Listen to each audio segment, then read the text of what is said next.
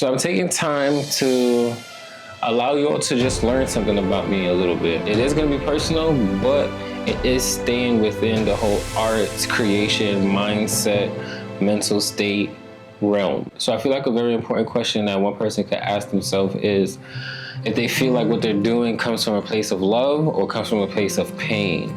And honestly, when it comes to photography, videography, creation, art, I honestly would say that it has to be kind of both. It's never like balanced, but some days it's like all positive and some days are all negative, but you can still extract something from each of the emotions to create something beautiful. Now, what an artist perceives as beautiful is another really good question that we could touch on later, but if someone believes that what they created is not something that brings life to them, then I honestly feel that they might be resenting their talents or resenting their gifts, because that is something that I definitely have went through. And the pain, it gets really annoying, and you kind of have to make a choice where you're saying, okay, you have to learn from it, grow from it, and let it go, but never really forgetting it is the problem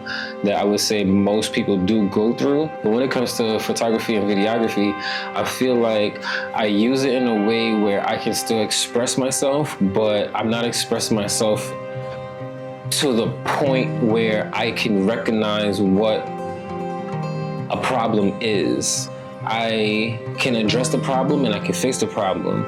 But when I create something that holds the problem in front of me, I don't want to listen to it. I don't want to watch it. I don't want to anything with it. So it's kind of senseless to me, unless like the idea is to create something out of hurt, and that's where it could be a beautiful thing. So now the next question is, what is the earliest memory I have of beauty?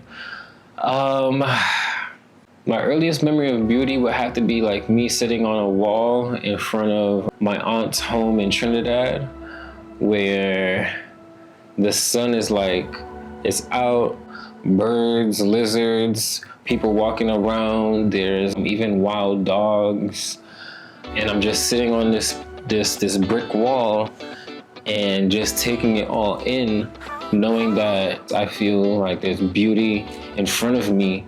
And ironically, a lot of the times I do look at a lot of things and just try to find something good about it. That could be as simple as me having a bad day and I just shift my focus to just look at the sky and the clouds are looking beautiful. I just have some kind of way of looking at nature and just finding something beautiful about it. It can be the patterns that ants walk. It can be the fungus that's growing up a tree. It can be, honestly, anything that's just naturally happening in a natural kind of way. I do believe all things are kind of organized in a way that follows some type of pattern.